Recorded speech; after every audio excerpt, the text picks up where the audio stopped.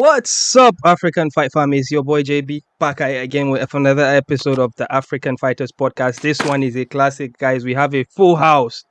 It's really packed. And, well, in the hierarchy of popularity and the number of social media following, I'm going to introduce the first person. Ladies and gentlemen, all the way from Zimbabwe, ladies and gentlemen, UFC welterweight. Our brother, the biggest supporter of African fighters and the builder of boreholes. Ladies and gentlemen, it is Temba, the answer. Gorimbo. Temba, my brother, What's up, my thank brother? you so much for accepting I'm to not do the this. builder of balls, but I take that name, no problem. All right, okay. Next, with regards to the number of followers on social media, ladies and gentlemen, from London, England, he's a Nigerian brother. He is quite popular in the community of African MMA. Ladies and gentlemen, host of the Fight Week podcast and the Fight Week YouTube channel. It's Ola. Ola, what's up, my brother? Welcome to the show. Yeah, man, I'm doing good, man. Thank you very much for having me on, and yeah, it's a pleasure to be on with everybody on the show. I appreciate it. Thank you, awesome. And guys, the last and certainly the least number of followers on social media, ladies and gentlemen, it is the poster boy of bad internet connection, ladies and gentlemen, from Lagos, Nigeria, Topuria Interim. What's up, my brother? You're right. You try. This one enter. Let's go on. All right. There he is, and boom, here we are, guys. All right, today packed show. We've got a lot to discuss. We're going to talk about the biggest news that came out for African fighters this week, which is Kamaru Usman being added to UFC 294.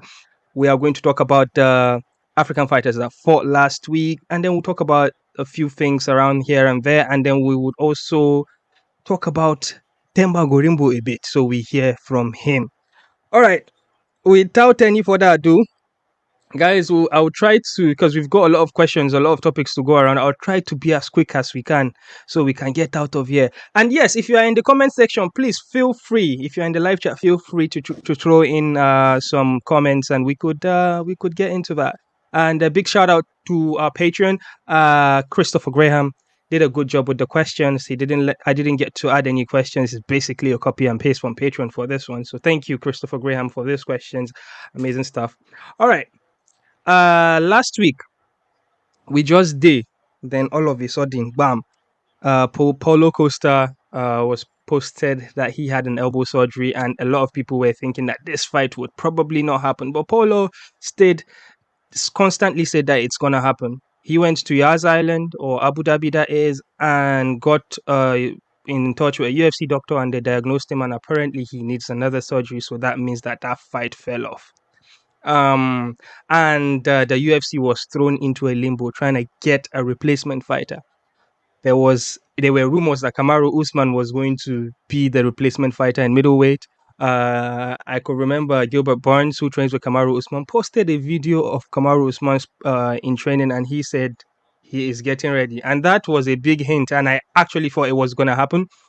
And then boom, started with ESPN posting it, and then the UFC subsequently, and then we knew that Kamaru Usman is now officially out of Temba Gorimbo's weight class for the time being. And apparently he is going to make his middleweight debut. Kamaru Usman is also middleweight. Yeah. Well, I think we'll talk about it, because among all of us, you are the only person that have met him. So I would ask you. Yes, so Kamaru Usman middleweight fight, 11 days notice. Khamzat Chimaev, one of the biggest hype trains we've seen since Conor McGregor, in the middleweight division. Both guys former welterweights. This is huge. So speaking about welterweights and what Kamaru Usman is by size, Temba Gorimbo, you've met him, you've sized him up. Temba, is Kamaru too small for middleweight? He's not way bigger than me. That's one thing you must know. I'm taller than him. Mm-hmm. I think he's a little bit thicker. But when I met him, that's when I was still residing in South Africa. Mm-hmm. So I was a little bit smaller in size. But I think even now, currently, I'm bigger than him slightly, I think. But yeah, he's not a very big guy, but he's not a very small guy too. But yeah, man, look at his handle on Instagram. It's Usman 84 kgs, right? That means that man is designed to be fighting at middleweight. So I think it's a good thing for Kamaru to go up there and fight at middleweight. I think he's gonna carry all the power. He's gonna be more powerful at middleweight than he was at welterweight, I think. That is interesting. But let me ask Ola here. Ola, what was going through your mind when you saw that post basically a couple of days that blew our minds? Were you Yeah. thinking like, damn, this is the fight that we needed, or what was your thoughts at the time? For one, we know that Kamaru's flirted with the middleweight for quite some time, and one of the only reasons he hadn't really been up there is because Izzy had been champion over there, and he didn't want a situation where he was going to go over there and end up competing with Izzy. But now that Izzy is kind of out of the way, it's a bit more of open season and open waters. And Kamaru said that, even me talking about going to middleweight, it doesn't mean I want to fight every middleweight that's up there. I'm going to cherry pick fights. And when we look at the current champion, who's at the middleweight champion, him and Kamaru, they do have history, and they've seen each other before.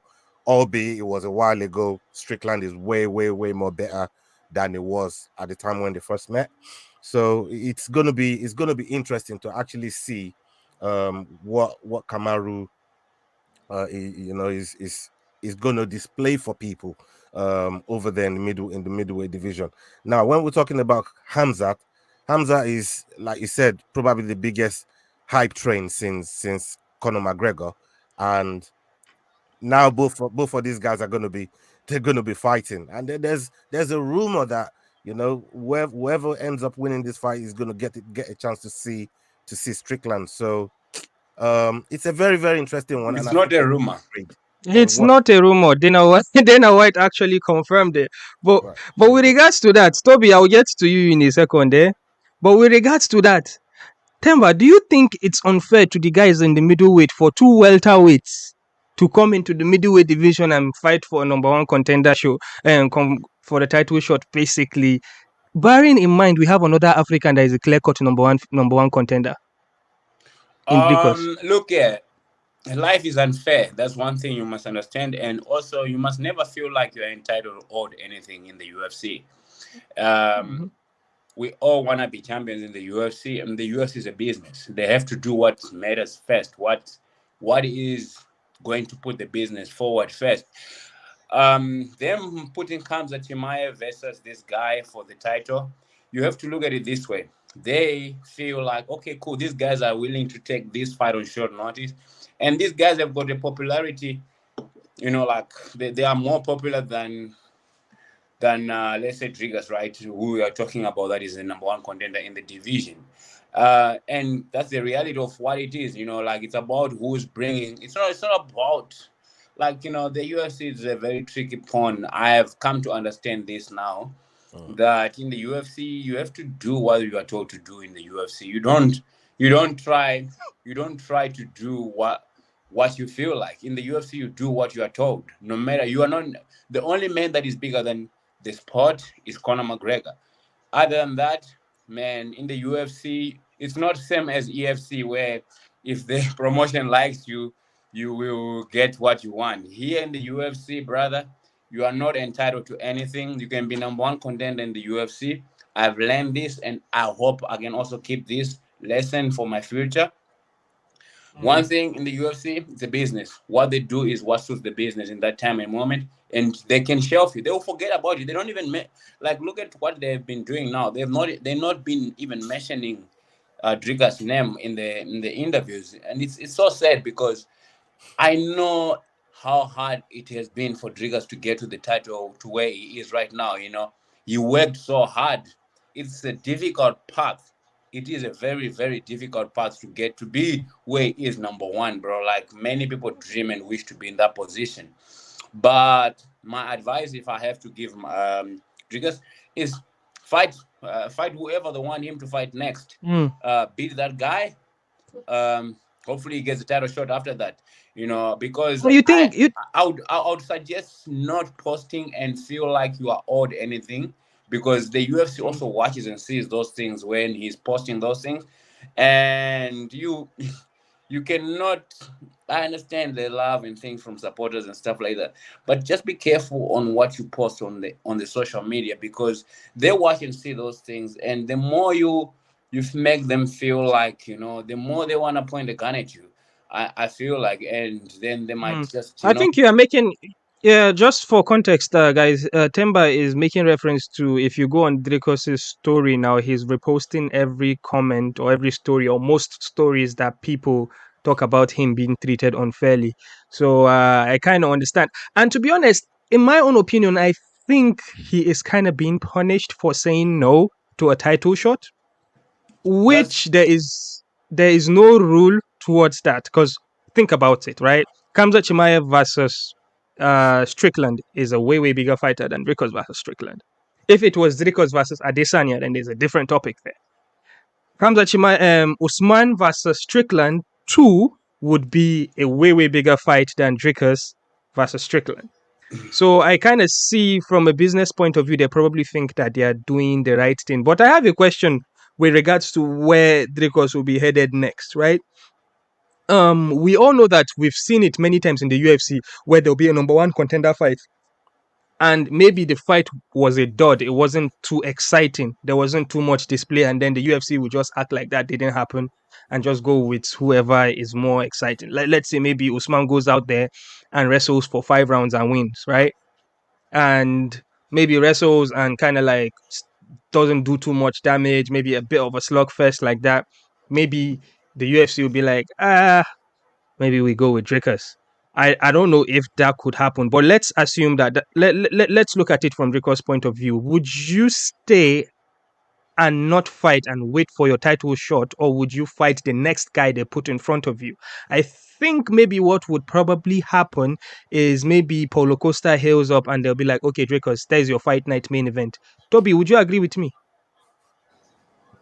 Absolutely, absolutely. The truth is, right now, the ball is not really in his court yet. So I think he has to do exactly what Temba says he should do. I think he has to stay ready. There's a good chance that he might actually get a short notice fight too. The way the UFC is going right now, and everybody's just seeming to get injured, close to fight. I think the same thing he was complaining about happened with Aljo, and Aljo, who understands how the UFC works, just had to get in there and do the business for them. So yeah, the big fight that will have sold him, sold so many pay-per-view tickets will have been. Yep. And there goes Toby. Post that boy bad internet connection. Let me I'm just just add on, gonna get on him. that for you there. Yeah, yeah.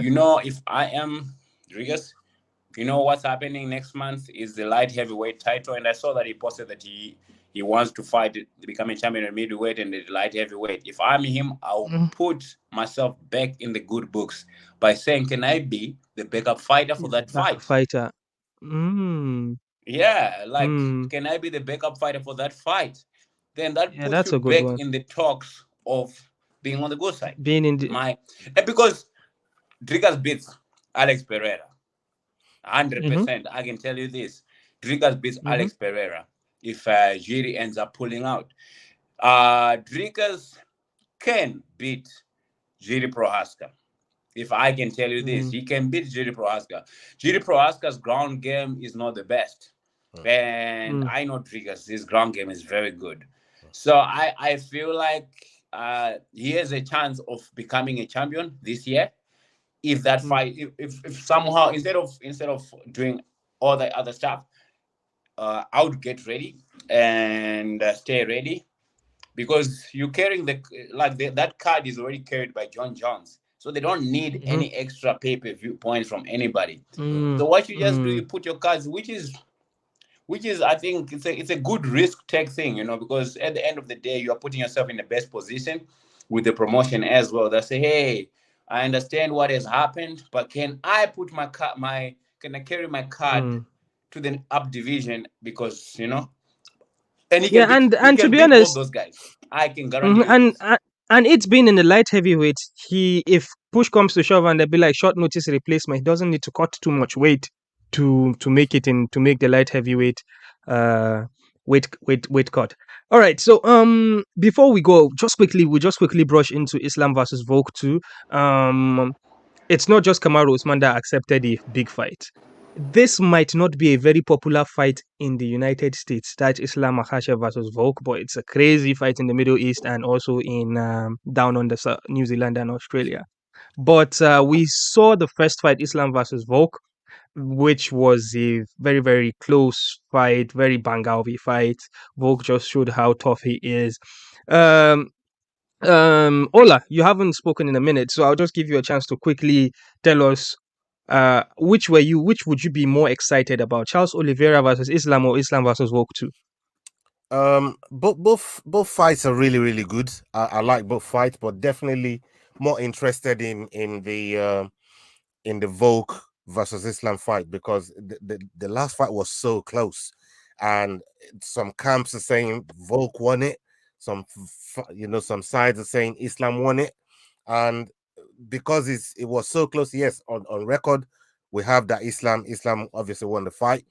But it'll be interesting to see, given a different environment, another chance, another bite at the cherry, albeit short notice. But we know Volk is probably been trying to stay ready anyways. So I think for me this is a better fight because it's champion versus champion as well. So that champion versus champion sort of effect, it comes into it almost like a super fight sort of thing. So it makes it a bigger fight, and it still remains to be seen for Volk to really go out there and take it from Islam, if you know what I mean. So yeah, I'm looking forward to this one. This one would have been, if I had to pick out of the two, I'll probably lean towards this one a little bit more. All right. Speaking about the same fight, Islam versus Volk 2, Temba, who do you favor in this fight? Who do you think I win? Who do you think wins? Who do I think wins? Honestly, I think it was destined for Volkanovski. You know, like there's some people that talk things into existence in life. And Volkanovski, if you look at after his post-fight from the International Fight Week, he said that he will show up in Abu Dhabi. You get his surgery done. I think his surgery was done in California. Straight after the fight, I think they flew to California and he got his surgery done in California there. In my opinion, I think so, because I think the doctors for UFC are in California. I think he went straight from the fight to get the surgery done, and then he went back to thing and did his rehab, and I think he was getting ready for the fight. It might have been short notice in theory, but I think he has been getting ready for the fight silently and quietly, because he knew that if Islam pulls out, he's got a very big chance of beating Charles Oliveira. He knew that without preparation, it would be hard for Islam to beat him without having to have a full camp of preparing, because you saw what happened in that fight. You know, it was a difficult fight and a difficult puzzle for Islam. You know, like, I'll be honest with you, like, it's very different, even if you are a good wrestler and grappler, to be fighting those short, stocky guys, learning from first hand. I fought that guy, AJ Fletcher. You know, it was very different. When you grab those smaller guys, it's different than when you're grabbing guys with longer limbs. And I feel like Islam's strength is his grappling. And it's a difficult puzzle to grapple a short, stocky guy like Volkanovski, who knows how to former rugby player, Volkanovski. So I think this time Volkanovski wins based on unpreparedness for the style again for thing. He might even finish. I think he might even finish Islam, because he has been getting ready silently for this fight. Yeah, so we've seen Islam get clipped before, and we've seen him gone out. His one loss in the UFC, and in the Volk fight, in the first fight, we saw him get dropped, which a lot of people will argue that he wasn't dropped, he slipped. I think if you can remember when he got rocked, I think in the 5th round. Do I see the possibility of that happening? Yes, I do. And but I think that Dagestani chain wrestling might come into hand again, and this might not be as, because the last fight, I saw Islam stood and he exchanged striking with Volk. I don't think he probably would want to do that again. I think he might try to wrestle the whole time. And we know, well, Volk is a good wrestler, but Islam being the bigger person would probably have a upper hand. But I think I see Islam taking this by unanimous decision again.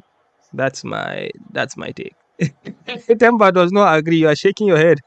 No, it's a different style of fighting because Islam was prepared to fight a long, lengthy guy, um, Mm-hmm. and a guy that is slightly weaker, I think, because of size. And now he's fighting an explosive, stocky guy. It's gonna be a puzzle, but none of them is going to the fifth round. I think it's going to be finished. This fight, someone's getting finished, and Volkanovski believes now that he can actually finish Islam. He knows in that fight, if he pushed a little bit extra on that button, he could have won that fight. So I think Volkanovski wins. Okay. Toby, quickly, because before your internet connection goes again, quickly give us your prediction. Islam versus Volk. I beg, sharp, sharp. I think I'm with Temba on this one. I think Volk wins, but I think he wins by decision. You know that the fighting odds, the odds favor Islam, right?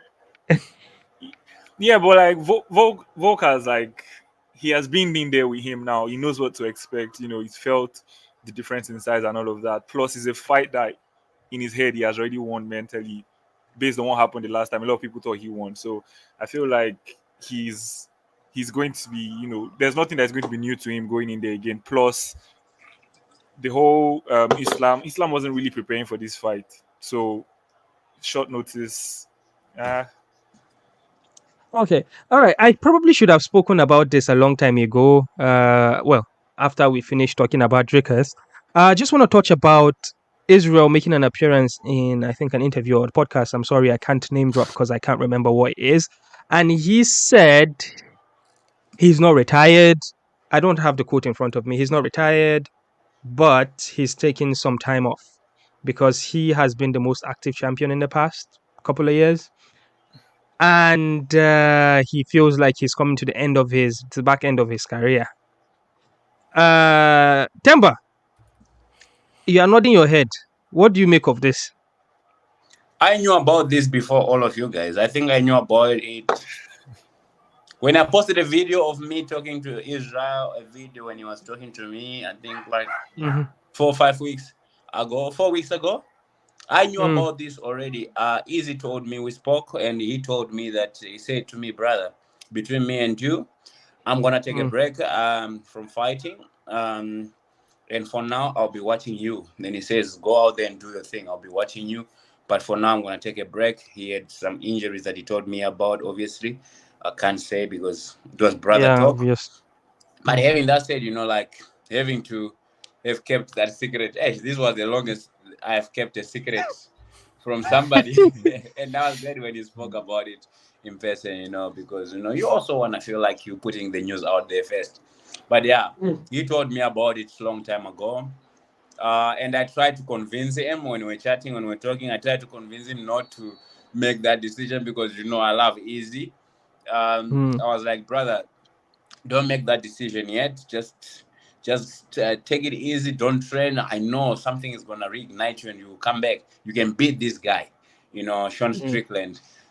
And I think Izzy beats Sean Strickland, but I think my convincing didn't do the work. I think you already had the decision long before that Yeah, as well. And I think if they fight 10 times easy, will probably take 7. yeah, man, I It- was at Extreme Couture this past week. I wanted to go and spar, but my other heart said, no, don't spar. Keep your game to yourself. Because, I wanted to get Strickland back so badly. I will not lie. I even told my coach when I left here, said, I want to go to Extreme Couture and spar Sean Strickland. That's the only guy I wanted to spar. I wanted to go and spar him. And I went there and I watched their sparring. Honestly, that's what also eats me because I can understand, like, bro, I have seen Dricus train. I have seen Dricus fight. Dricus beats that guy many times. I think that's where the frustration for Dricus is coming in as well. Dricus beats that guy. I don't know this parting when they're posting and he's saying that like he's this maniac whatsoever. I saw him sparring. Maybe he was taking it easy. I was just like, I looked and I looked. I was like, okay. I messaged my coach straight away. I said, I can be a champion too. Honestly, like this, bro. I can tell you this, man. Dricus, if Dricus gets his hands on Sean Strickland, he beats this guy. But I don't know if it's what's next. If it's next, but he beats this guy. Finish him first round also. I can tell you this. He finished this guy first round. And I don't know. And he kept coming towards me, this Sean Strickland guy, and he's trying to show me that he's got this championship mentality, and telling the guy I was with Kyle Boario, and he was trying to tell Kyle Boario this, and try to intimidate. I don't know what kind of mindset that was, and he was like to one of his teammates, "Hey, bro, when I tell you to go savage, please go savage, because you know what, this guy will never be our teammate. So when he gets in here, you must go and spy him very hard." He was telling one of his teammates. He was, I don't know, bro. I just feel like I'm sorry. But coming back to your question, man, what was the question again? Exactly, I know. Well, yeah, the easy, yeah, man. I feel like it's a good decision for him. I feel like I wouldn't want to see two African fighters fighting each other, man, because it's not nice. It's not nice. It creates division, to be Yeah, honest. When I was. when when a black guy and a white guy fighting in Africa about Africa, this whole thing, it was creating division as it is already, Mm, because yeah, the other but side of the but coin is the we've same not with the really other side of. we have not really escaped that situation, because I know we hate to do hypothesis, like, and think ahead. Let's assume Usman beats Chimaev, right? Let's assume Usman goes and beats Strickland because he's the number one contender. We've got another potential of the same. We go back to where we were before: Dricus versus Usman in Africa. I don't know. I think that could probably still be a You possibility. But in your head, you think Chimaev loses to Usman? we are we didn't talk about that, did we? The other guys must answer that. I'm not gonna answer that. Okay, guys. I mean, this is group Depends chat on that which has bout. Yeah. that has a few like MMA channels in there. And when this news broke, all of them were like, Usman bad news, Usman too old, Khamzat too much for him. Everybody has written off Usman, right? And I was like, okay, let me make a case for Usman. What case do I have to make for Usman? That's why I wanted to talk to you about his size, because what I thought about was, is he going to be ragdolled? Because we know he's a good wrestler. A welterweight cannot ragdoll him. But would he be ragdolled by Chimaev? And Chimaev used to make welterweight before too, so I think he wouldn't be ragdolled. I think Chimaev only has the first round to win that fight. If he doesn't win the fight in the first round, Usman is going to take it to the distance. That's why I think, because we've seen Chimaev's gas tank. He slows down very well. He slows down very much after the first round. So I think Usman takes this by decision. This is me being very positive. But Ola, you are smiling. You are smiling. What do you think? Actually, I'm going along your train of thoughts, because I had different opinions about Chimaev until I saw him fight Gilbert Burns. And when I saw him fight Gilbert Burns, I thought, oh, okay, maybe Chimaev is not as untouchable as I thought, shall I say. And I thought Gilbert gave him one hell of a fight. Shout out to Gilbert Burns. And yeah, Usman does have a big challenge in front of him when it comes to Chimaev. Chimaev is a man mountain. Um, and the way he applies his game, very intimidating. He get things done very quickly, and that's why, to your point, you said he only has the first round really to try and get Usman out of there. The one thing with the size differential, or people thinking he's going to ragdoll Usman, I particularly don't see that. And the reason I said that is the sort of people that Usman used to train with, people like Rumble Johnson, Even when you look at Usman's little brother, I mean, the guy is a heavyweight. Mohammed is a big guy, and I'm sure they spar a lot. So the power differential, I don't think is going to phase Usman too much. And the fact that he's being written off, I think it's probably better for Usman going into that fight with people writing him off. And one of the other things that I think favors Usman in terms of him winning this match and getting to see Strickland is the fact that he, because you mentioned he's unranked in the 185 division, but because he's a former champion in the welterweight division, that carries weight.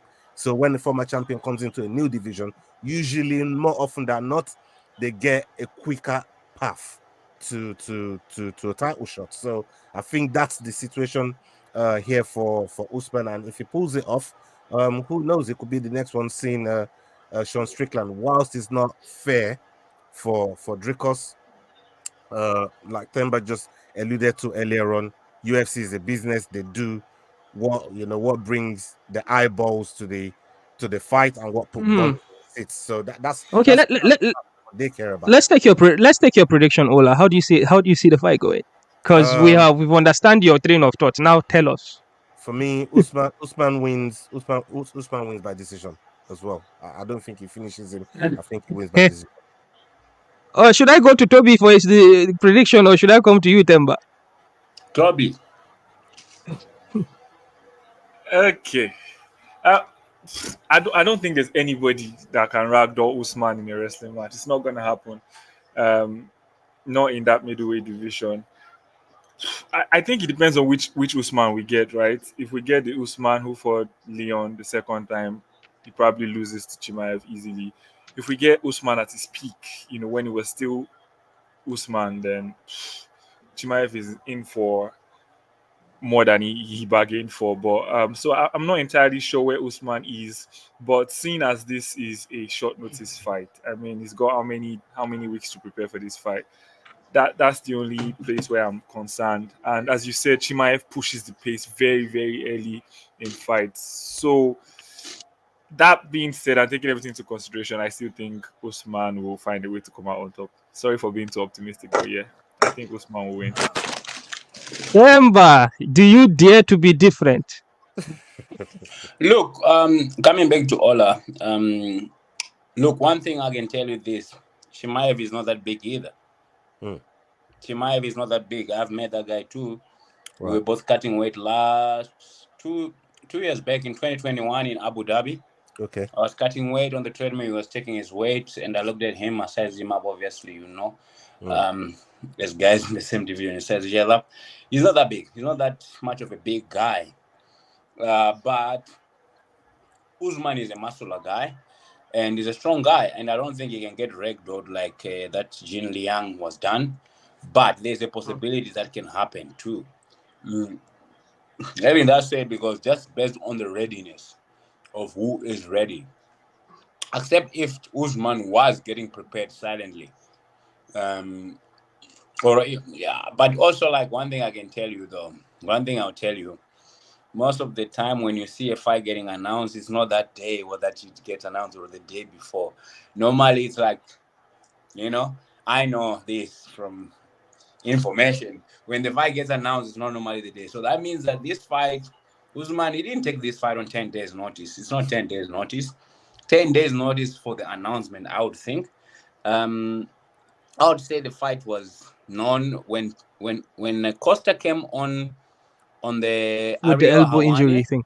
When he came on the Aria Awane thing, he was trying to fight so that the fight can stay. He wanted to stay on the fight, but and also I knew about this Costa thing a while back, but I kind of like brushed it off when one of the teammates told me that Costa has got a problem. Sorry, he got a problem with the elbow. Like, this is like when I just arrived here, like 5 weeks ago. So that means that, probably Usman had known and had the news already and was just, buying his time also and getting ready silently. I kind of think you are, you guys have, you fighters have like a niche community, right? Most especially if you are in big gyms that's got, if it's the Brazilian community, they would know a lot of things. Because Chael Sonnen in his many videos a couple of weeks ago hinted that this fight will not happen, but he didn't say anything. So I think you might be onto something, Temba. This is something that Usman probably had known a long time ago. And The to be problem. honest, it's more dramatic for them to No, be no, like no. I can guarantee you this it's this fight this fight this fight. The guy that is gonna come in there with a surprise. The guy that is taking the fight on short notice is Chimaev. hmm. Yeah, yeah. Hey, That's one thing I can kind of say. Like the guy that is taking this fight on short notice is probably Chimaev. Um, but like I don't think Usman knew the fight will come to fruition, but he probably threw his hands out there already long time ago about this fight. Because you remember Charles Sonnen came out and said, when there's a thing that a podcast that he said, who should be the backup fighter for this, and that was like 4 weeks ago. And he yeah, said he that said Usman. Usman should be a backup fighter for the fight in Abu Dhabi because one of them is gonna blink, and when one Yeah. blinks, Usman Yeah, might he step did in say there. one of them will blink, but we don't know which one who because he thinks we are fools, eh? Yeah. Also, Sonnen knows a lot of things, and people think that he's Yeah. being stupid or being naive when he says things, but he knows Mm. more than I think. Sonnen is like the go-to guy when they want to announce something. He gets it first because Sonnen is in very good hands with good books with the Mm. company, and he Yeah, makes because what. you can tell because any fighter that goes against the UFC, you could hear that chill when he makes his videos, he's against them because he slaughtered Francis Ngannou the whole time. Still today, he is slaughtering Francis Ngannou for standing up and not extending his contract with the UFC. So yes, I do agree. Well, let the show go on, okay? Yesterday, unfortunately for African fighters, 0-2 in the Sodiq versus Barboza card. All right, let's start with the South African. There's also someone in our live chat that already mentioned this. He said Saaiman was robbed. He fought a weight misser. All right, so a lot of South Africans will obviously not be happy with this, but C-Rod, Christian Rodriguez came in. He missed weight with about 5 pounds. And Cameron Simon, I remember we exchanged DMs after the fight, during the fight yesterday, right? We were talking about Simon when he lost his fight. I thought I, Simon being, I thought he was robbed. uh, oh, I thought I thought he lost the second and third round. I think he took the first round. I don't know, man. When I posted that thing and said he was robbed, a lot of people started attacking me in my DMs after Mm, that post. And maybe I thought, here we go again, Temba. You are being too emotional. Because honestly, like mm, for me personally, this is just my personality. When I watch a guy that I kind of know about or know, mm, I always support the guy. I'm not like other mm, guys that feel some type of way about other guys when they are trying to be something, because I don't feel like, mm. I just felt I was watching with an eye of Cameroon is winning. Cameroon is winning. Even my daughter, when we were watching the thing, when she saw him coming out, she was like, "Oh, South Africa!" Like it was so nice to watch, and I really, really, really thought he won. Personally, I would even say, in my opinion, in my opinion, maybe I should now start learning how this MMA judging. And I don't intend on going to the judges ever again, Mhm. unless it's a dominant win like the last one. But like, um, yeah, man, I should maybe learn how the judging and the scoring is done without being biased, because I only thought How he how even did you won score? How all did you the score the rounds. In fight? my opinion, Y- Oh wow. I thought Cameroon won all the rounds. I don't know. I don't know. Maybe the third round was the one that I would think there's a one that there were too many grappling exchanges. But honestly, like he was the. I think I don't know which one was it, but there was No, I that's the think only questionable one. the first First round, he round. was the guy initiating the grappling. He was having more success in the striking department as well in the first round. I think one judge gave him that first round in 29, 28, and then the other Mm-hmm. three judges gave all 3 rounds to Christopher Rodriguez. Ola, you saw that fight, didn't you? Or were you watching? Or were you watching those clowns on YouTube? No. I stick to real fighting, man. I stick to that. I prefer watching the real fights. But So yeah, I what do did you watch think, the Okay. fight. Ola? Say that Huh? again. What do you think? Um, I also thought that I thought Cameron won the first round and the third round. I thought C-Rod won the second round. There was a lot of like you said, grappling exchanges in the second round, a lot of reversals. So it's kind of hard because both of them were also almost going for the same moves. And Yeah, that's one thing. That's one thing. Sorry to cut you there. That's one thing I didn't get. That it was almost like Cameron was mirroring the other guy. The other guy does a spinning back fist. He does a spinning back fist. It became almost like predictable. Like, hey, who's got bigger balls? I'll show you my balls. I did see. I did see something that Cameron liked doing. He was doing like a spinning fist and then following it up with a spinning kick. He did that yes, like 3 times. That yes. combination is probably something that he does in training. Yeah, no, Yeah. no, definitely. His style is Mm, very good.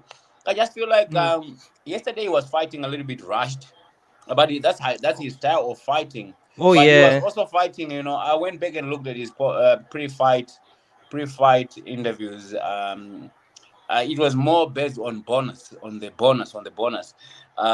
Mm. I think I also made the same mistake. I'm not just trying to make this, but I can talk about this in my own experience. I've also made this same mistake in my first fight, where I came in there thinking about the bonus, not thinking about the win.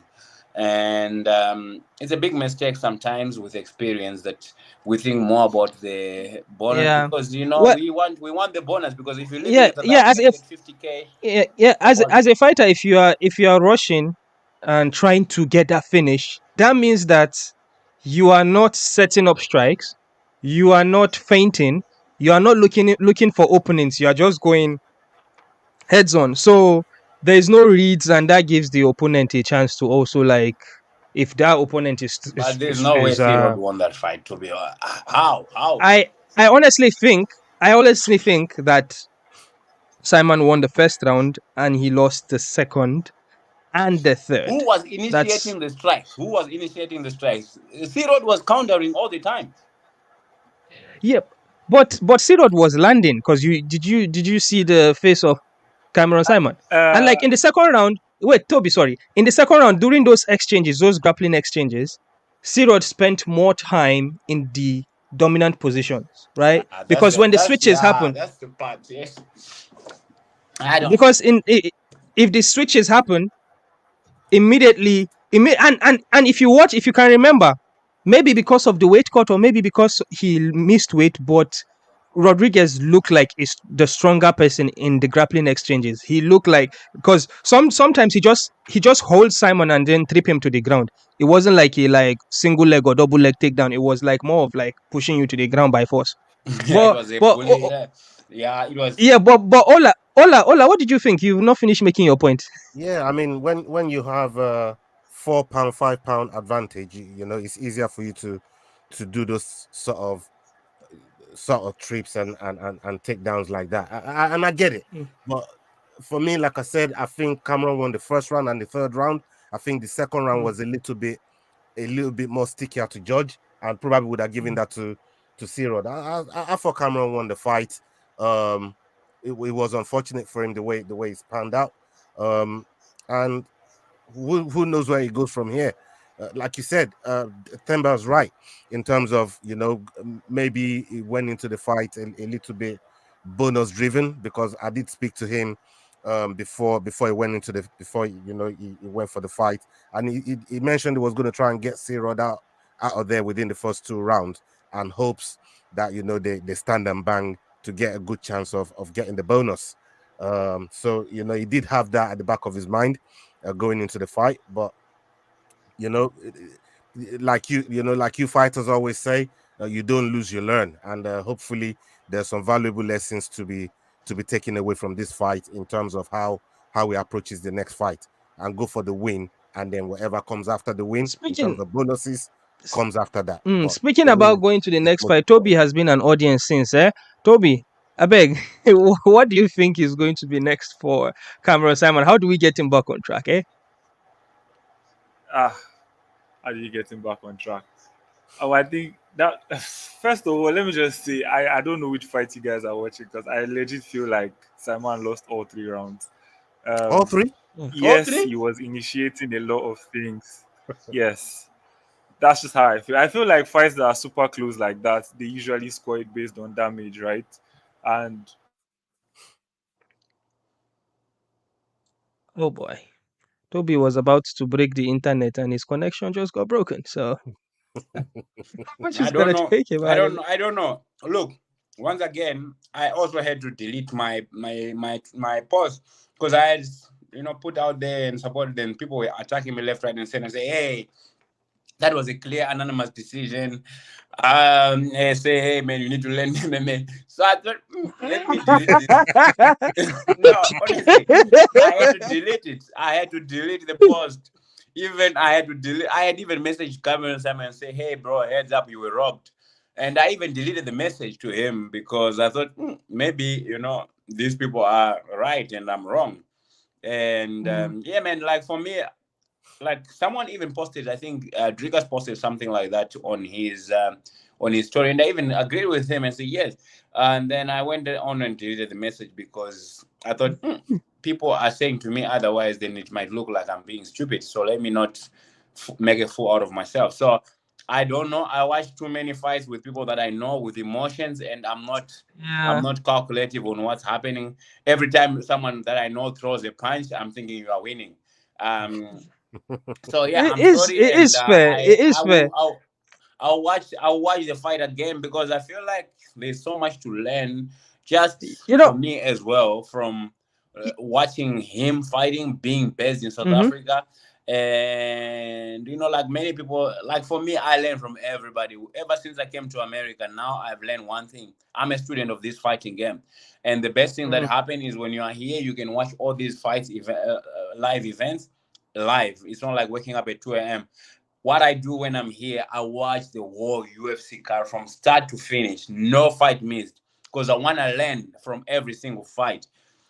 And I want to go and rewatch that fight just to watch from. Yeah. Maybe watch the fight again without commentary. Yeah, that's what I want to do. Like, I want to watch the fight Yeah. again without commentary. And I just want to watch to Yeah. learn as well. Hmm. Um, and you can always learn. Like one thing you can learn from that fight for me from get go yesterday is the confidence that Cameron walks in with. Like you Oh know yes. he has good confidence, and I hope he keeps that confidence going forward. Um, yeah, man.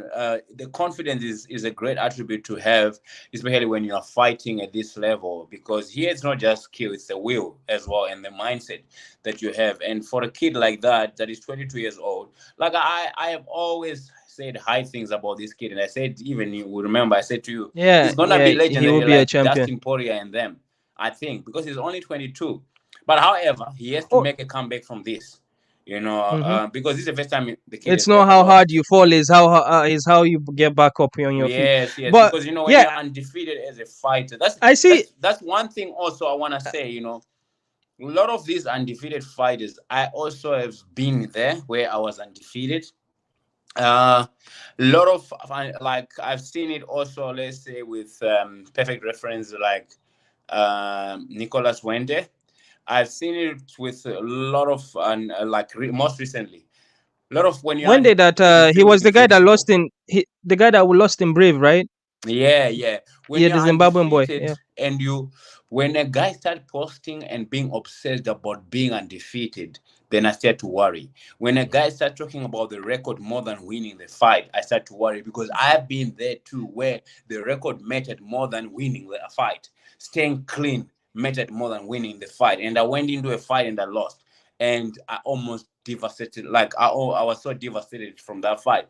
So when the fighters, I think my advice is fighters must learn not to be obsessed but about their records mostly, because one way or the other you're gonna lose, and when you lose you need to learn. So you gotta have to just be obsessed about winning and win and win and win. Whether you go in there and you lose a fight, you've already won in life. So like I feel like that's one thing guys should not hold on to, Yeah. because that thing of holding on to undefeated records, those things are only for people like Khabib, who is smart, who retired straight away after he realized the guys are now catching up.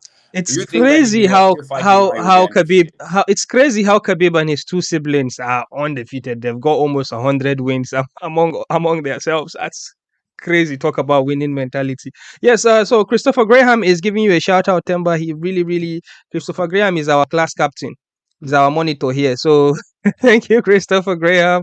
Thank you, Thank you, Temba. Christopher Graham. How are you, brother? We are always in the comment section, me and him, because I like this show. Yeah. And it's also nice that you guys do this show while I'm here.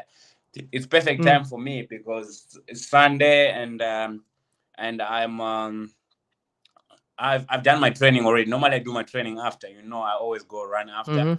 but I've done my Yeah. training already, so I can be here. Who knows? I'll probably run again tonight.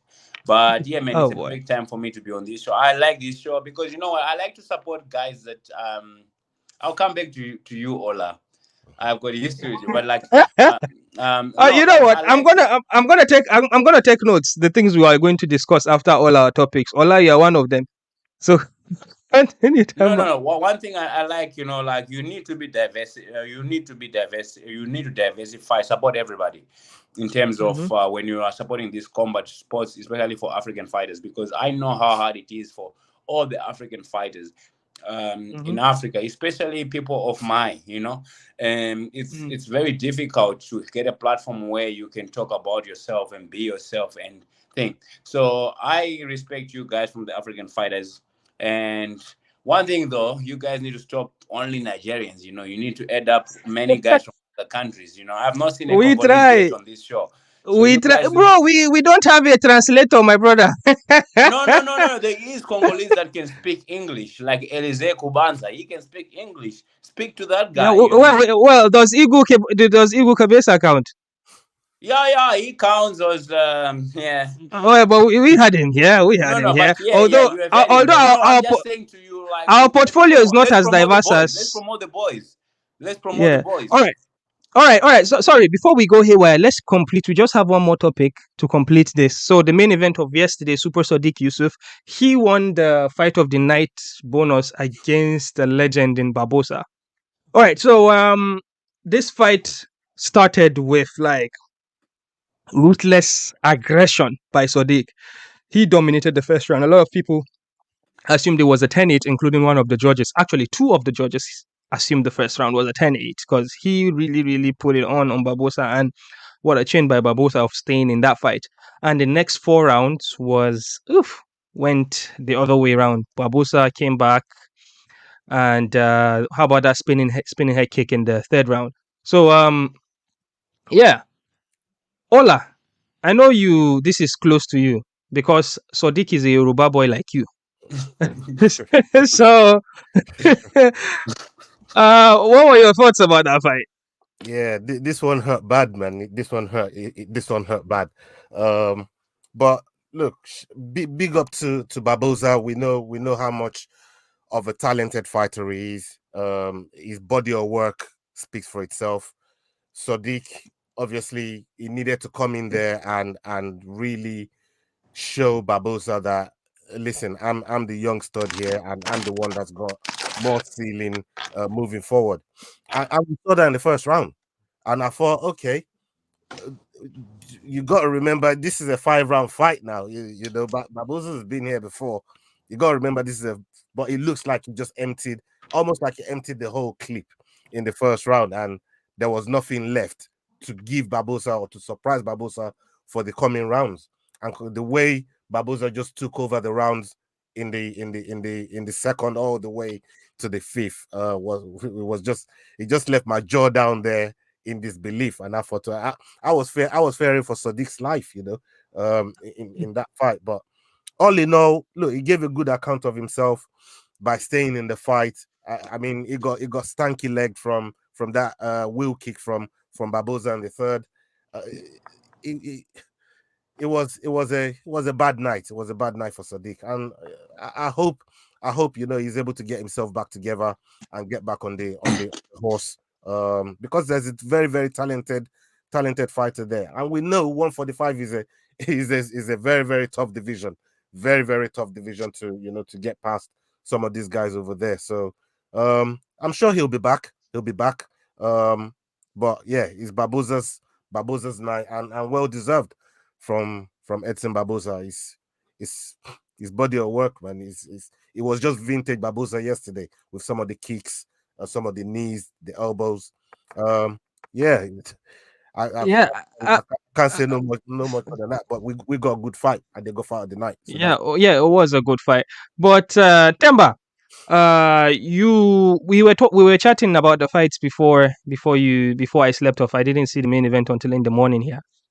Did you get to see the main event? And if you had done that as a fighter, were you entertained? And where did you think Sadiq went wrong? Obviously, I was entertained about the fight. I watched the fight. Like I told you, I watch all the fights. I'm a fan. Like, especially now that I'm not fighting anytime soon.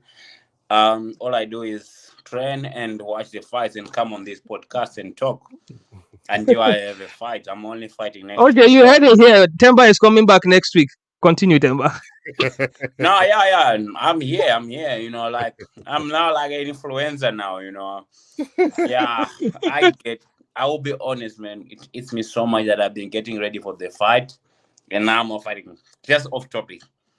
I'm Okay. eating, but I have to control what I can control, and also it's on the positive side though, because I went there to.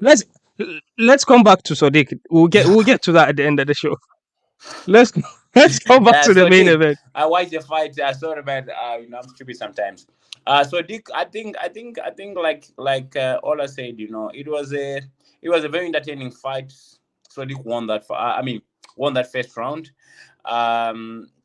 I feel like he rushed a little bit. I think like he rushed a little bit.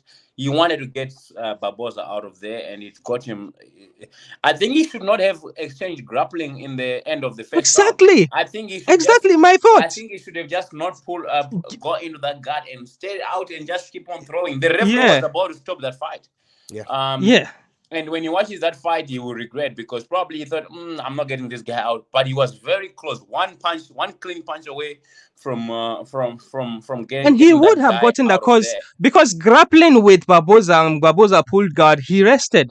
He got back to himself. He was resting and recovering. All he has to do Yeah. was to rest, and he is a veteran. So I feel like Sodiq made a mistake there, which is something he will learn from. And I don't think his ground and pound was up to being in guard there. And I don't know if he comes from wrestling background, but I don't think he does come from a wrestling background. I think he comes from more of a jiu-jitsu background. And jiu-jitsu guys, we don't have that type of good grappling like these wrestlers. Wrestlers are posturing and hitting you properly. So I feel like he messed up there where he engaged with the grappling, because I feel like he could have gotten that guy out. He was one punch away. The referee wanted to stop that fight. Yeah. The referee was smelling it, and he wanted to stop that fight. So I feel like it was just a learning experience. And then when he lost the pop, I feel like the other thing that happened there, learning from the fight as well, is when that happened, I felt like he felt like, oh shit, I'm done in himself when the pop was gone, because I feel like his arms went, and he fought. I think he broke his arm. I think he broke his hand as well in his hands. All he had to do was to keep on throwing and throwing instead of waiting for a power shot and thinking that I need to land a big shot again. No. He posted on his story with a broken arm, a broken fist. I think maybe he broke it up. He broke the hand very early. Maybe that's why he started grappling and throwing elbows. Maybe that could be it. But Temba, you would know. I'm not a fighter. There's a lot of there is a technique about using your head to break somebody's knuckle in it. Like when a punch is thrown to the head, you could headbutt the knuckle. Is that the thing? When he was doing the hammer fist or something. But what I can tell you from what I saw, I feel like he had arm pump. Arm pump is a common thing in MMA, and I felt like he was, instead of just throwing, keeping on throwing, he was more thinking about that arm pump, like, oh my hell, what's happening? If you see, his punches were dropping, and he was just like wondering what's happening the whole time before he knows that the fight was done. But both didn't have more power than Sodiq, even when after Sodiq was tired, but he still had the pop. He still had the pop, especially the spinning back kick. He was lucky that yes. I was I Oh was man, that's sad for the spinning back. brother, man, because I had the story about Sodiq, what he's been doing in Nigeria, trying to bring Oh all his family yes. members to United Oh States, yeah. and when you hear those type of stories and knowing how difficult it is to be in this country and getting people here, you just want the guy to win. And it was just a Mm-hmm. sad thing for me to hear that, what he does and him to lose like that. But I can tell you this, man, it was a good fight for him. He got the bonus. Maybe he can bring one or two brothers from Nigeria to the United States. And I feel like, he I think it was a little bit of a rush to fight that 5 round fight to get on the main event yet. I think he should fight two more, He's three been more he's on been the he 3 rounds. wanted to be the person that do that's a South Korean card with Korean Zombie, the one with Max Holloway. He wanted to be the guy that put Korean Zombie away in the main event. But he obviously Max was a bigger name, isn't it? So he didn't get to do that. I think he's been calling for a big fight. This was his big break, but I don't think this will be an issue. He's gonna probably fight another ranked opponent, or maybe somebody in the up and up. I think Sadiq will be all right. He would learn a lot of which I think he has already. He had been sort of battling a lot with his health this past year, Yeah, hence why he hadn't fought a couple of times. I believe Ola would know that. I think Yeah. he would be all right. Okay, now we have all of that out of the way. Temba, make we talk about you. All right, breaking news, guys. Temba, unfortunately, sad news. Unfortunately, he's not going to fight in 2024. I'm pissed That is off. something that he just mentioned, except if we get. Temba, are you open to fight any short notice fight or you want a full camp? My brother, you know me, I want to fight anybody.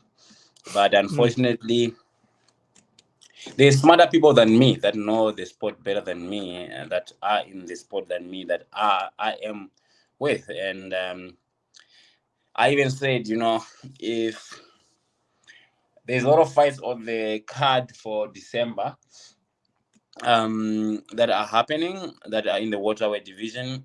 And I had put, because when they told me that, there's no more spot for you for the December fight.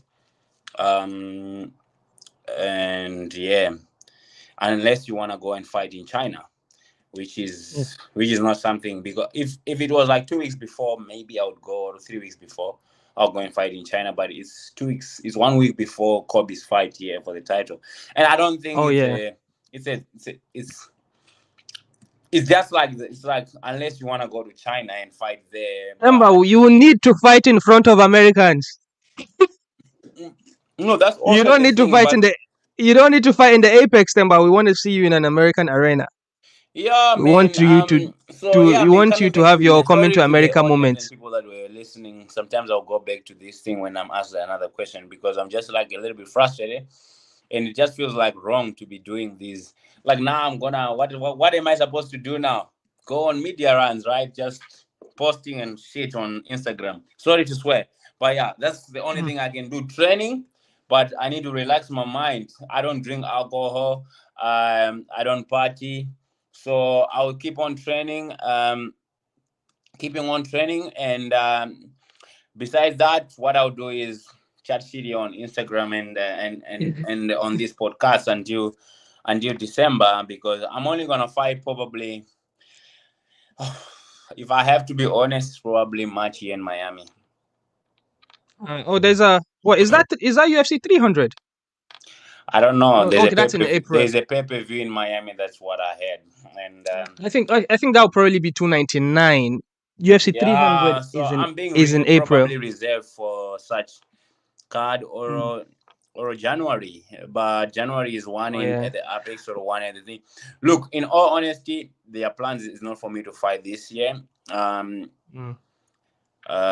they want me to get better. They want me to get better first. I don't know what happens after. Maybe I'll get thrown to the sharks and I can swim. They don't want me to go and learn how to swim now. So I'm given time to get better. So when I It looks step like in there again, it looks like they needed to convince you very well because you don't look like you were fully on board with that decision. Were you? Yeah, no, the first thing they told me is like the cards are getting very full. That was the first thing. Then I gave them the second option that was I would like to step in if Short I won't notice. mention the name of the people that I said I would like to step in if someone then says we'll be honest with you. There's nothing for you. We're not gonna do that. We're not go and get better. Go and get better. You have time. You don't have worries. All your bills are paid for and shit up is paid for. Go and get better. Go and get better, and then we will look at fighting in 2024. Don't worry about anything, which is true. Like I will be honest, I'm grateful. Like I don't I'm, have I'm to gonna worry. say I don't I'm have gonna to say worry Ola, about please paying bills. feel free to ask Temba questions, please. No. I wanted him to learn because a lot of what Temba is saying is very very insightful, and Hmm. a lot of us can learn from this. So please continue, Temba. No, yeah, like sometimes this is a learning curve and this is a learning thing for me. And those that know me. I'm not patient. I'm Mm, very impatient, yeah. and uh, I would like to fight, man. I would like to fight. If my weight allows, I would fight next week. But like they want like how do I say it without sounding funny to people? Probably now as that guy that the organization is looking at building Mm, towards something, and without saying but saying mhm, they want to make sure I'm better. I yeah. am I get to have full potential, because when I step in there, probably I need to be making statements. And I feel like my next fight, I'm gonna make a statement to myself because I have a point to prove. Because I have not shown myself in that cage yet, in the UFC cage. Even in Yeah, my previous fights, I I have feel like my gathered. skills I are have highly gathered. high. I have gathered from what Temba is saying is like Temba now has Dana White privilege, and he has to be No, very. he, he has to go and train very well so not to disappoint Dana White. So now with the Dana White privilege comes more responsibility. That's what I'm getting from all your story, Temba. It- I don't know, man. I don't have that privilege. No, but one thing I'll tell you, yes, the organization is very happy with me. They love me. Mm. I don't know for what reason. I think You don't know, Temba. You don't know for what reason. That you are Mr. Seven Box, eh? yeah, Poster boy for but long Project Rock. before What are you that too, saying? long before that, before the 7 back story, like even in February, like everything was just designed for me. I messed up in February when I lost that fight. I messed up. I messed up. All right, guys, we're passing 1 hour mark. Just gonna do this real quick. Christopher Graham says, "Can we get Tembo's thoughts on Blood Diamond, the only Zimbabwean rep in the UFC, who has been a bit unlucky from his fight? I think he has been 0-3 in the moment. Temba being the only Zimbabwean to ever win a fight in the UFC. History there. Temba, thoughts about your brother I wish Mateta, him nothing but the Blood Diamond? best, man. I wish Blood Diamond nothing but the best. Um, he's probably this is the truth. I don't know what to say. I might have to fight this guy next, so I don't know, man. I I don't know. So Okay, I oh, now this like have okay, no this is a attachment. different one. okay. That'll be really interesting. Like, cause like No, we've got no, the no. I don't know. I don't know, but he's in your division to he's be in my fair. So division, and he's been a couple of the names that were mentioned. And I don't want to fight a guy from my country. I don't have anything to gain from fighting Blood Diamond, Mm, honestly. mm-hmm, I don't want to fight this guy, honestly. But mm-hmm. hey, man, it's my kids on the line too, bro. Like, come on. yeah, If I have to do what I have to do, I'll do what I have to do. yeah. I'm not, like I said earlier on, I'm not in this organization to choose, because I know what can happen when you try to choose things. Um, like you cannot say, oh, no, he's my friend. No, he must say he's my friend, not uh, I've got Yeah, my honor. courageous. I know who I am Yeah. as a person. I Mm-hmm. I've got I don't want to I'll be honest and straightforward. I've said it straightforward to people when they came to me with that proposal. I said it's not nice. I don't want to do that. So yeah, he's one of those guys on the list. There's a list, and he's one of the guy. They might keep him for one more with me. I don't know, bro, but it is what it is. It's life. If we have to do it, my brother, I have kids at my house, and I have my village and my uncle to get his eyes to see again. Yeah. So there's Courageous potential Empire that- says that this fight business, anything can happen. Sorry, Ola, please. Yeah, I was go. just gonna say. So there's a potential that you could be the one that get Blood Diamond cut from the UFC. What are you saying? Sorry. I said there's a potential if this fight end up happening between you and say Blood Diamond, there's a potential that this could be the last fight with him. I mean, with Blood Okay, Diamond. Temba, let me rephrase. What he's saying is there is a potential that If beat you him, might be the guy to get him cut out of the UFC. if you No, beat him. that's why it feels bad and wrong.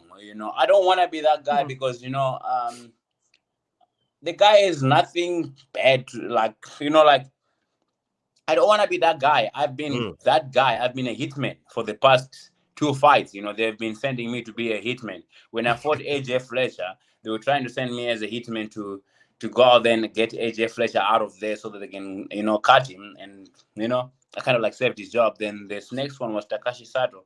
I was sent as a hitman, and straight away they got him out of the organization after that. I want to fight other guys. I want to fight. There's guys that I would rather fight than fight him. Yeah. But the narrative is I've done the Blood Diamonds in real life, and he calls himself the Blood Diamond. So that narrative, it's a business. It's Hollywood, brother. That's how the narrative. So man, he calls himself Blood Diamond. whoever thought about this? Yeah. So it's a story. Oh boy, it's a story. It's a Zimbabwean story, This is bro. This is good. This is really good. Yeah. Someone, Christopher Graham says. Christopher Graham says, I would not want to see a Zimbabwean civil war in the UFC. No, I've been battling with this. For a while now. With this, when I heard rumors, no one has come to me and said to me, I've heard rumors about it. And I've told him too, Blood Diamond. I said to him, I'm hearing rumors they want me to fight you. And, his response was not quite straight and feeling the same way I would expect him to feel bad about it. So when he didn't reply to me in a way where it's emotional too, I was just like, I'm probably exposing myself to be a weaker person here, trying to be nice. So like I said to you, man, I have to switch my mind now to say, hey, it's my family on the line. Yeah. It's my family on the line. It's my pride on the line. I want to win my next fight. I want to make sure I go out there and win my next fight so that I get to auction my fight kit and fix my Angus eyes when I'm done with that fight. That's my dedication for my next fight, to go out there and fix my Angus cataract. And if I can get extra money from the kit that I'll auction, I would like to build him a nice house to have, he does not have a wife, he does not have kids at his house that is 91. So I would like to make his life a little bit easier. Just for myself, for my own selfish feel-good moment, to go out there, maybe put electricity in his house, a solar panel, so he can have and enjoy life at 91. Maybe we'll live up to 120. So it's those things on the line. And when I look at them, I remember we're going to touch into that. I promise I'm going to keep you guys for just 5 more minutes. Courageous Empire says fight Mike Malott. And Christopher Graham says, how about Cinderella Hitman versus Reese McKee? Are these people you are familiar with? Fight. That Reese McKee guy, I want that fight. I want that fight. I want to do better than what Chimaev did. I want that fight. And he's a tough guy. Every time you fight a guy from England, you must know it's gonna be a tough guy. It's gonna be a tough match. He's not easy to throw away. Look here. Would you? You know how crazy London cards are? Would you want to be on a London card? Nah, like I said, man, I don't have any control of what happens for me in the future. What I have control of is getting on that mic, call my next shot after the next fight. So the Okay, next fight is what let's make a truce. Okay, Ola, if Temba ever fights in London, we are going to go there together. Oh, And let's add let's add Christopher Graham in the truce, because Christopher Graham is up here in Brighton as well. So Christopher Graham, we're all I gonna would go love meet that. Temba. Okay, this I would yeah, love actually look that. here. happened. I'll be honest. I might fight either on that card or in Saudi Arabia. Who knows? But Oh yeah, that would be crazy. Yeah. yeah, because it can make it easier for my people to come there to Saudi Arabia. It's easier too. Mm, So I don't mm. know, bro. I don't know when I'm fighting, who I'm fighting, but all I can tell you is this: I'm gonna keep on training hard, 4 to 5 sessions a day, every single day, and enjoy life. Right now, eating Cheetos, um, Yeah, still yeah. eating my diet food and everything, Let's get this and last. Let's get this last one. Let's get this last one before you go. Okay. Will Temba be in Kobe's corner in the title fight? no, no, no, no, no, no. I'm not a coach. So I'm in America to be a student. I used to be a coach back in Africa. I'm not a coach. I don't even coach privates, like privates one-on-ones, because my decision when I came here is I cannot replace negative with negative. Not to say what I was doing was negative. I cannot come from Mhm. Africa becoming a coach holding pads and come here to America and start doing the same thing just for the sake of money.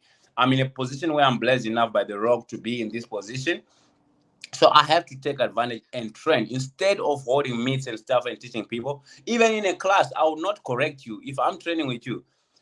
Maybe here and there I'll correct you and say, hey, but I don't want to even correct a guy and say, hey, throw a jab like this or kick like this because you know what? I'm not a coach. It's not my place to say. Mm, I want to learn. I want to get feedback from people. I want to learn. I've wasted my years trying to become the coach, mm, trying to know the game. I know the game from the back of my head, but what can harm me by just absorbing from other people? So I'm here to learn, bro. I learn from Kobe. I learn from the guys on the team. If you see the guy hold my meets 4 times a week, 3 times a week, it's one of my teammates. He has to hustle because he has to get a little bit of extra cash. So I pay him to do my privates, and I still do with the coaches. The coaches watch and everything. So I'd rather invest in my training than to be invested in training and coaching somebody. So to answer your question, I will be probably in Las Vegas. It depends. Um, it depends if my cousin comes here, and it depends if I'm trying to get the Niger boy here. There's a boy from Nigeria that I'm trying to get here, Born to Godwin. win, yeah. Yeah, Godwin, yeah, yeah. yeah. So yeah, man, you know how it goes. I hope Maybe I hope by yes. December is here. Yeah. May God Or make God butter in bread, Abby. yeah, maybe by December it might be here or early next year. Who knows, man? What can we do? Because we're trying to explore options of trying to get him here. Like it just will feel good for me to just get one person out of.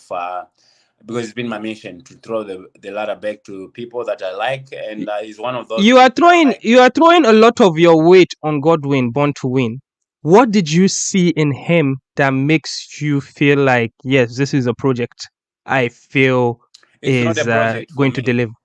It's not a project. It's just the kid took sacrifice. He sacrificed to come. I think he's from Yoruba. Mm, Um, and for him to come from that place and went to Lagos, I think Lagos or Abuja, mhm, Lagos, and he was mhm. working there at like 19 years. This kid messaged me long time ago and I just thought another Nigerian, and he's probably trying to scam me. No, but I'm a straightforward guy. I don't lie and pretend. He messaged mm, me like many years ago, and he was 19 then, and he says I would like to come. Then I said to him, I remember I said to him I will go back to the chat, and I said to him, hey, get your visa and come if you want to come. But I just thought, people message you and say things, and then for 2 years later he messaged me and says, I've saved up my money. I've been working for the past 2 years. I saved up money to come to South Africa. And on top of that, I have a visa. I managed to get a visa to come to South Africa through Nigerian Kickboxing Association. And the visa is expiring when he came there, the visa was expiring in like 2 weeks after. mm, So he says, I would like to really come. Can you give me advice on how to think? Then I said, how much you have? I think he had saved like 200,000 naira. A lot of money apparently in At that Nigeria. time, yeah. Yeah, it's At big that time, time. yeah. So he had saved that money. I think it's like 9,000 rands, right? Well, I don't know now because the naira is a bit shit now. No, I think Well, I think but when yeah. I exchanged then it was 9,000 rands, and Hmm. he when he messaged me and he told me his reason that he needs to change his life, he needs to change his father's life, who was blind, who is blind, that you can't see anymore, and he's the only guy that can change that for his family. And he put his family first, not him. He says so it was not about him. He put his family first. So Sorry, for me, sorry, I sorry, always Temba. say and Just preach for this. context, for the guys, for the people listening, Temba is talking about a Nigerian upcoming fighter called Godwin. His Instagram is born to win _ MMA. Temba, please continue. Yeah, so I've always had this thing in my life that if someone is not selfish in life, that person has got a greater chance of making it in life if you're not selfish. And this kid is not selfish. For him to put his family, I straight up away hit Jason. I said to him, "There's this kid, my manager." I said, "There's this kid." I screenshot the message that just Godwin messaged me. He was not talking about himself. All he said, "I have the visa, I have money. Tell me, what can I do? Can you help me if I come there?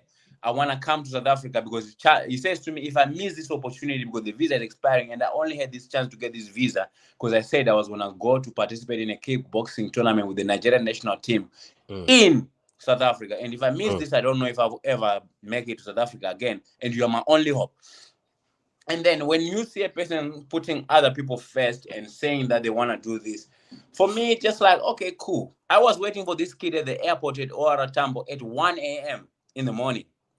I drove to the airport, waited for him. He arrived at 1 a.m. I think a year ago, actually. To this day, I think it's a year. It's a year ago. He was arriving at the airport at that time. And when I met him, I just like felt connected with this kid. I was like, okay, cool. This kid, he really means it. He really wants it. And we nicknamed him. I nicknamed him Ade because I just say, "How far now?" He says Ade, something like that. I did. Yeah. I said, "How far now?" He said, "Ade," because I just learned that Nigerian slang. He says Ade. Then I said, "Oh," I started calling him Ade. And then so like to just see a kid that is he actually had to take a passport when he was in Nigeria because he wanted to go in the army sooner than normal. So he can get into the army. So he took his passport. He's now 21. Now Godwin is 21 years old. He took on his passport is 22 because he wanted to get in the army faster so that apparently like there's years that you can get into the army. He wanted to get the army quicker. So he sacrificed even that before that so that he can get into the army so that he can support his family and he can get access to training apparently with the Nigerian army. And for a kid to sacrifice that much at that young age, I know how it feels like when you trying to sacrifice. And he does not complain. He works hard, and he's very talented. That's the one thing I can tell you. He's very talented. If you watch some of his videos, he's manhandling these guys that have been professional for many days, for many years. Like, watch his videos when he's training with other professionals. I won't mention names, but he's the guy that beating these guys. Like, I'll tell you this: even the guys that are professional know that if they have to fight him, maybe he needs a little bit of a push and maturity as a kid. Like, you need to get him to grind, to try and take his soul a little bit, to get to the point where you are about to take his soul. So if this kid just jump over that border, I can promise you, I can tell you this. I even plug him with Izzy. I even plug him to Izzy. I said to Izzy, if there's someone that I would advise you to look at, and if you can help, because when we tried to get his there's the first time we tried to get his American visa, he was rejected because it was like 3 months ago. I tried to get him the American visa and it was rejected. I got him a fight at MMA Masters at the gym here to go and fight at MMA Masters at the amateur show. Got him everything, and then they said at the embassy they turned him down and said, "You are too young. We don't think you qualify for this visa." So he was very devastated, and I said to him, "Don't worry, I'll make a plan." So we are in the process of getting him here. We will get the visa done, and we will get him now not an amateur fight. probably get a professional fight, because then they can approve the visa for him. Um, yeah, so yeah, man, it's a blessing to just be able to do that. And I can tell you this, man, I don't care what Um. happens to him when he gets to America. If he gets to Mm-hmm. America and he decides to go to New York, or if he gets to America, decide to go anywhere else, it's great, because you know what? For me, I just want to make sure, because on the kids that I used to help in the gym, on everyone that I used to kind of help in the gym, honestly, I'll be Mm-hmm. honest and upfront. He, I don't know what he says when I'm not there or whatsoever. For me, I value face Mm. value. Mm. He has been the most grateful person I have seen. I don't know what happens after. I don't care. What I see is what I get with me. It's Yeah. just like me. And he's been very grateful, thankful. And the most important thing is the first chat I had with him, where he wants to change his family's lives. And I plug him with a lot of Nigerians too that have got money, that send him money to his parents back in Nigeria. Mm. Like guys that are um, ambassadors in Switzerland. They message me because, they are like, talking to me. They're like, oh, then I say, oh, they're Nigerian. Then I said, hey, man, there's this Nigerian kid. Can you help him to think? Because they would want to sponsor me. Then I said, no, help this kid. Because I test them that way. They're like, okay, cool, give us his number. Then they help him. They said they've been guys, like rich guys from Nigeria, that have been sending money to Godwin's parents in Nigeria. And man, it's a blessing to be able to have. It will be a blessing. This kid, I can tell you this, if this balance I feel like God has for him works out well, he'll be the biggest thing that Nigeria has ever had. I think. I mean, this So is he is truly he inspiring, man. Very inspiring. he hasn't switched to pro yet. He's still amateur, right? Yeah, because also it's managed by my manager, and he's very good. Okay, And we try to make sure that he has the right training first. Not to say he does not have. We try to that's make sure that Iridium Sports Agency, yeah. yes, yes, yes. So we're trying to make sure that he has the right training first before because I feel like it's gold. Is like that gold thing, and like just like the promotion where I fight right now is trying to do, like make sure the right things are done first before we put For you in you. the far end of life. He's 21. Come on, bro. He does not need to turn professional now. It's not, this thing is not an age contest. It's about being in the right place at the right time. And I feel like this kid, he will go very far. Yeah, man. And there's one thing about the Nigerian guys, not you guys, but there's a thing about Nigerian, the confidence that the Nigerians have. It's something that people must admire. And let's say this kid is got very confident, not cocky, confident.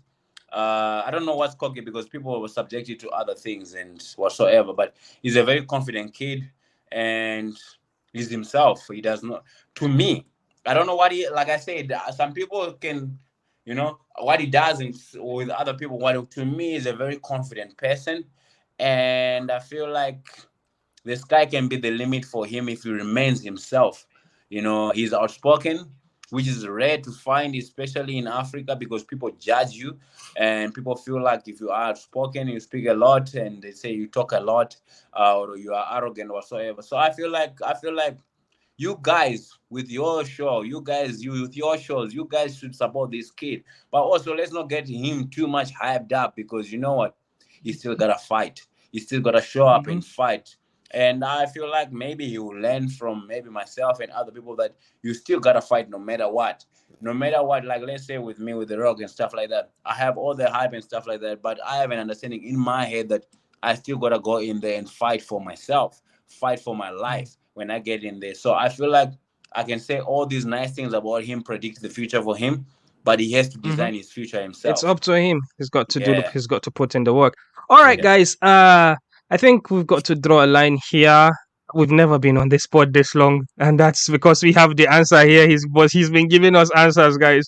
Before we go, quick one. Temba, next week. Oh, Christopher Graham will do this next week. He's asking you to put your dream UFC Africa card. Courageous Empire says, Ola, next I week just again. We can go again next week. Bring Ola again, because I have not addressed Ola. I blocked Ola off my Instagram. Let's do it now. Let's do it now. Let's do it now. I'd rather Ola, wait, Ola, let's do it. Let's do it next week. Ola, we have a date with you next week. Okay. All right, all right, all right. No And worries. Ola, please feel free to pull me into your show whenever you Yeah, want. I'm always open. no Again, worries. Temba, thank you very much. Ola, by the way, you got one follower from us, Yeah, Courageous Empire. Shout out to Courageous Courageous Empire. Empire, and I hope to be seeing you on a lot of our videos as well. Yeah, we'll And talk Temba, next week because next week we got a lot of things to talk about. all right, no worries, Yeah. We no got worries. All Kamaru right, guys. Usman. This. Oh shoot! It's next week, yeah. Oh Yeah. boy. Yeah, So next week we got a lot of things to talk about. Hey, yeah, yeah. It's are you gonna are be On you my crazy. podcast day, since I don't have a fight, are you watching the you're gonna be watching the fight live? I'm thinking to go, but I wanna go and watch. Ola is trying to invite you to his So I want to go because I definitely live watching. What are those things called? like a Watch along. companion, like watch along, you know. No, Yeah, yeah. I'm thinking of going there, but it Yeah, feels like if I go there, I calculated to fly there to come back. It takes away from my training. Even though I don't have a Yeah. fight, it takes away from my training, and my training comes first, you know. Yeah, Temba, Ola has a live stream of watch working along from where home. like watch companion, like they're watching the fights, but it's obviously not in the live stream, and then we're taking like live reaction of you guys watching. So he's trying to invite you to his watch along if you don't have Ola plans does that not is, have or if you might access be to open to. me. I Yeah, I know, blocked Ola. His I, I right know, web. I blocked Ola himself. I know. Yeah, And okay.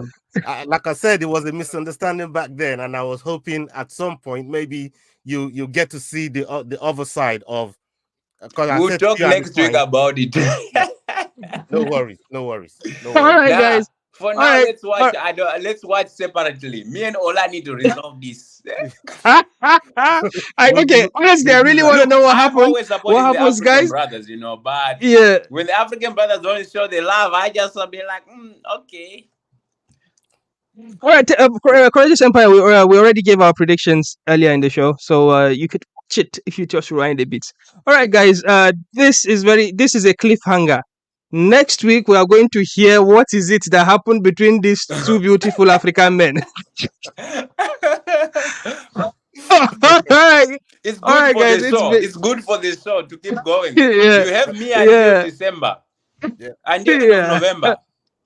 Okay. I'm gonna hold you on to that. Okay, Yeah, it guys. depends. It depends though. If they book me, they might still book me for December. Oh yeah. Okay. All But right. you Oh, would know wahala. first. If I have a fight Yeah. booked, you would know first. Awesome. Thank you very much, Temba. All right, guys. That's it. Make sure you like and subscribe. Do the good things for us. We really appreciate you guys, and we signing out. Peace. fantastic. Peace.